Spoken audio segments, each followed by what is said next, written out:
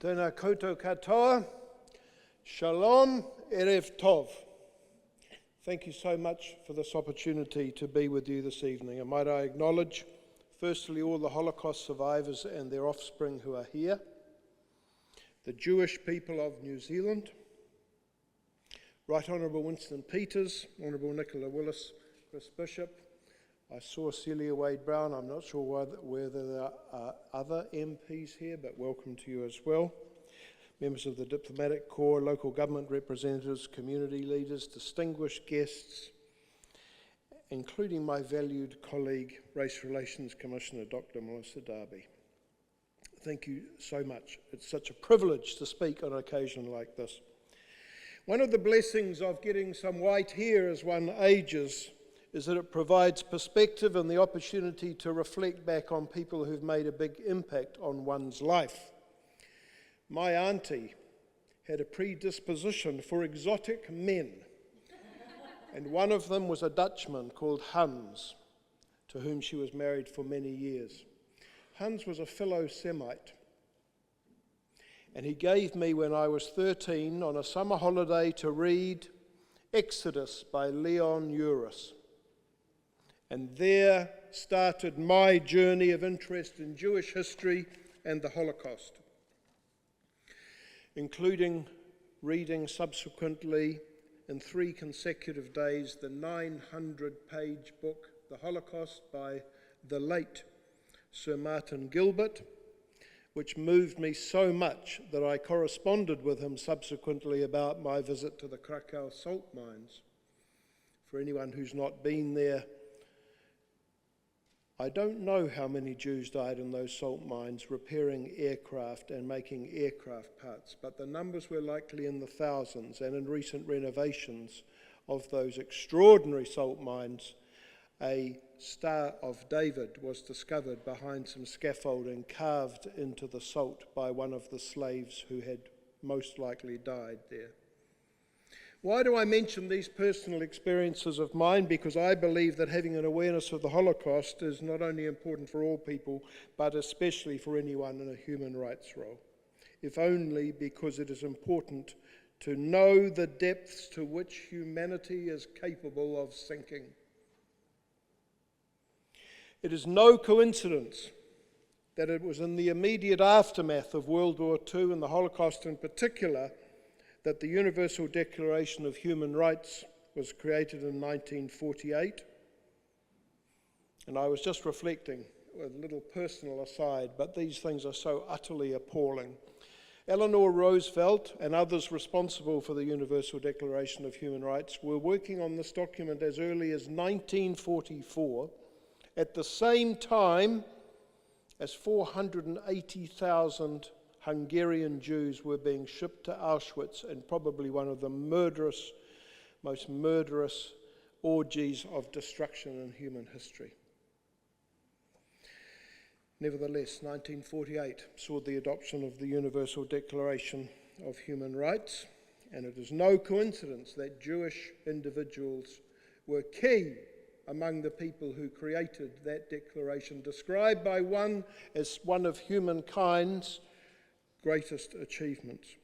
The Universal Declaration of Human Rights and other international human rights instruments recognize that upholding the inherent dignity and human rights of all people is foundational to achieving justice, freedom and peace in the world. That declaration has been described indeed as one of mankind's greatest achievements. Sadly, nearly 80 years after its adoption, the increasing evidence of anti-Semitism around the globe confirms Churchill's adage that the one thing we learn from history is that we do not learn from history. The Holocaust remains the most egregious atrocity in a sadly large catalogue of human depravity. Yet Dan Stone writes recently in a newly released book, The Holocaust, An Unfinished History, that in many ways we've failed unflinchingly to face the terrible reality of the Holocaust. As time passes, and as the Right Honourable Winston Peters just said, the more schmaltzy depictions of the Holocaust in the popular media are removing the power of this unprecedented atrocity to compel us to confront the unequivocal evidence of just how fragile civilization is, and the need for us to vigorously defend and uphold the freedoms enjoyed in liberal democracies like New Zealand as the best guarantee that never again means what it claims. An understanding of the Holocaust reveals sadly that, to quote the film producer Werner Herzog, civilization is like a thin layer of ice upon a deep ocean of chaos and darkness. The Hollywood depictions encourage us to blame one nation with one malevolent leader, whereas understanding of the Holocaust fully reveals that wherever anti-Semitism is allowed to flourish, there is the potential for violence against Jewish people in particular, anywhere and any time. As Holocaust survivor and psychologist Erich Fromm states in The Anatomy of Human Destructiveness, there are probably hundreds of Hitlers among us who would come forth if their historical hour arrived. During the Holocaust, many European states, apart from Germany, actively assisted the Holocaust, and not a single state, even those with the best of intentions, like Finland and Denmark, were able to do what any state's primary role is: to keep all of its citizens, including the Jewish citizens, safe. Popular portrayals of Auschwitz as the sole centre of evil often mean that other atrocities that highlight how appallingly people will behave given the right incentives too often become invisible. For example, 1.5 million Jews were shot during the Holocaust of bullets following the Nazi invasion of the Soviet Union in 1941, often within walking distance of their homes and by their former neighbours, driven by envy and greed and the prospect of getting a set of cutlery or a piece of furniture from their former Jewish neighbours' homes. My children's grandfather's immediate family members in Belarus were among those 1.5 million. The precursor to the Holocaust was the gradual stripping away of the human rights, little by little, incremental step by incremental step, of Jewish people in Germany from 1933 onwards, but it should not be remembered, it should not be forgotten, that prior to 1933, Germany's Weimar Republic was the most socially liberal, gay-friendly and intellectually and artistically free place in Europe following World War I. Yet within a few months in 1933, that republic was destroyed and the Nazi tyranny began. Yet another example of just how fragile civilization is. And even in my lifetime, in the supposedly peace-loving Buddhist nation of Cambodia, for example, nearly 2 million people, a quarter of the population, were murdered within 4 years by the evil Khmer Rouge regime, not to mention the subsequent horrendous mass killings in places like Rwanda and the former Yugoslavia. Human rights have been created specifically to encourage people to live together peacefully and to make less possible atrocities like the Holocaust. As the UN High Commissioner for Human Rights has said, human rights are not merely abstract ideas. They offer concrete norms, laws, and a vital framework that protects against abuses, violations, and other harms, ensuring everyone, everywhere, can live in dignity and respect. And the best guarantee of human rights remains liberal democracy, because at its core, democracy is designed to regulate violence and to allow diverse populations to live peacefully with one another. And I believe, therefore, that it is time for us to more strongly defend democracy and the institutions of freedom that people like us who live in this country are so lucky to live under. As the European refugee from communism, Milan Kundera, says, the struggle of man against power is the struggle of memory against forgetting.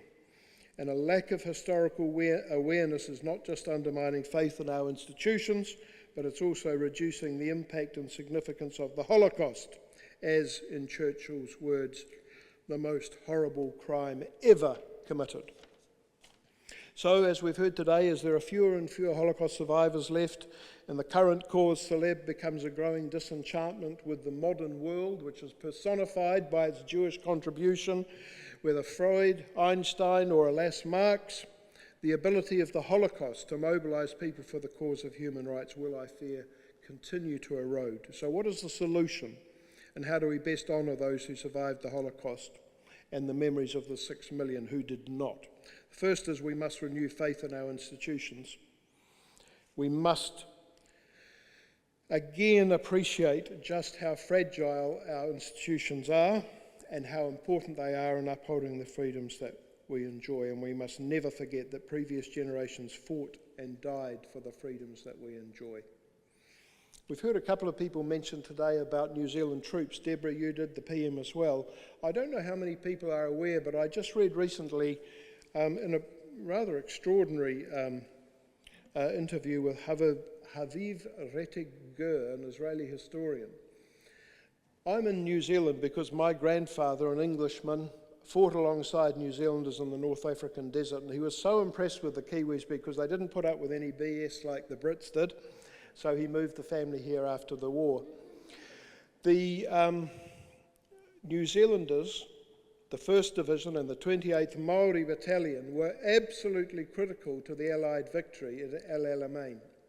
Had that victory not occurred, I don't know how many people are aware that already an Einsatzkommando, that is a killing squad, the likes of which we've seen in Eastern Europe, had already been established, called the Einsatzkommando Egyptian, in Greece, ready to go into the British mandatory Palestine to kill the Jews in the Middle East if Rommel had won in the North African desert.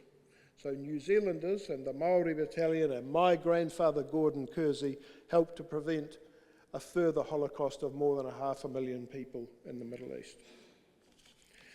Secondly, we need to create a political environment that incentivises the good and discourages evil. So we've got to work out what New Zealanders have got in common rather than playing up our divisions and differences. Social media's got a huge role to play in that space, and I'm really concerned about the influence of social media in encouraging polarisation and division, and we need to look, without getting into censorship, much more carefully at how we can regulate the online world.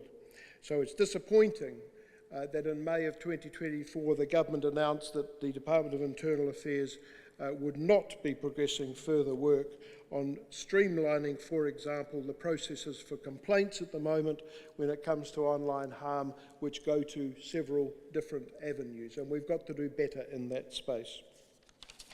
Thirdly, we need to strengthen and hold accountable those agencies designed to enable us to work through our differences.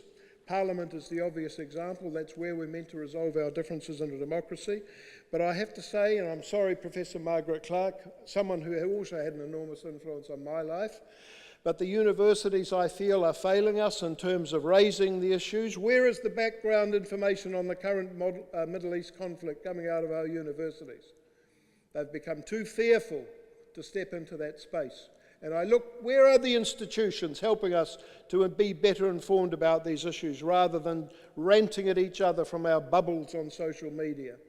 So I think the Human Rights Commission has a role to play in this space. And I know, along with my fellow Commissioner, Melissa Darby, we are committed to having a Human Rights Commission that explores how we might more actively explore the role of thought leadership and enabling us to de-escalate tensions and work through our differences.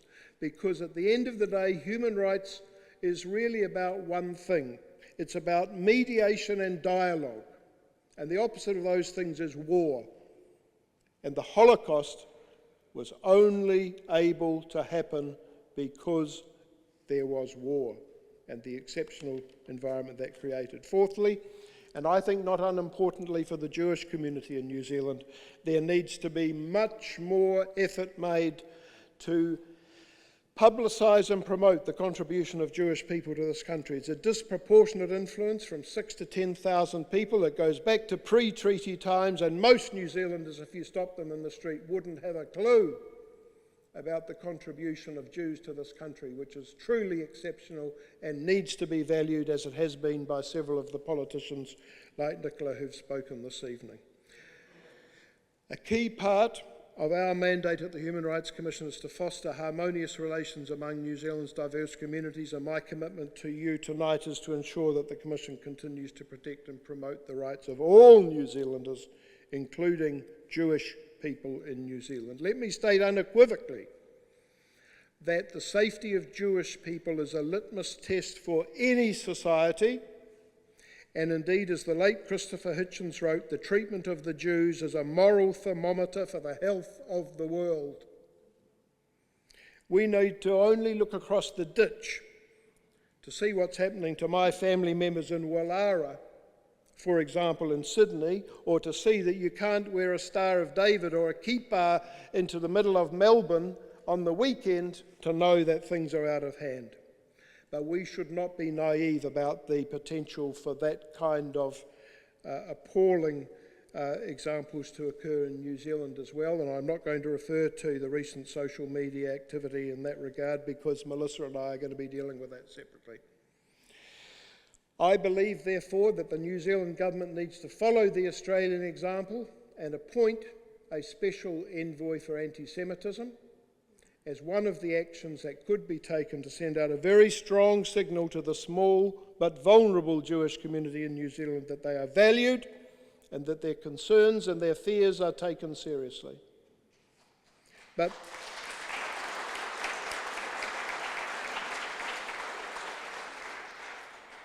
this needs to be complemented, and Celia, I applaud your presence here this evening. We need to see political leaders across the political spectrum speaking out against anti-Semitism and Jew hatred, because that, ladies and gentlemen, is the best way to honour the survivors here today and to show that the lessons of the Holocaust have not and will not be forgotten. Toda rabah, shalom, and thank you so much for the opportunity to share these thoughts with you.